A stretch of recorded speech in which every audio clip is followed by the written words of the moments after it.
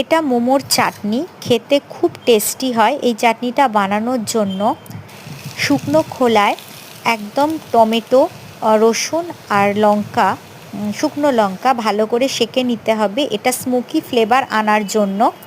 এবার এইটাকে ঠান্ডা করে এইগুলোকে মিক্সিতে দিয়ে একটা পেস্ট তৈরি করে নিতে হবে।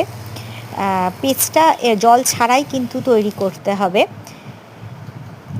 তারপর পেস্টটা তৈরি হয়ে গেলে সাদা তেলের মধ্যে, এই যে পেস্ট তৈরি, সাদা তেলের মধ্যে লঙ্কার গুঁড়ো দিয়ে পেস্টটা দিয়ে দিতে হবে এবং ভালো করে পেস্টটা নাড়াতে হবে যাতে টমেটোর না কাঁচা গন্ধ থাকে। তার মধ্যে নুন দিতে হবে, দিয়েও ভালো করে মিক্স করতে হবে জিনিসটা এবং কাঁচা গন্ধটা যাতে চলে যায় খুব ভালো করে মিক্স করতে হবে এবং সেটাকে ফোটাতে হবে একটু। তারপরে সোয়া সস দিতে হবে। সোয়া সস দিলে কি হয়, জিনিসটা একটু টেস্টও হয় আর হচ্ছে কাঁচা গন্ধটাও চলে যায় আর একটু অন্যরকম ফ্লেভার আসে। সঙ্গে অল্প চিনি দিতে হবে ব্যালেন্স করার জন্য।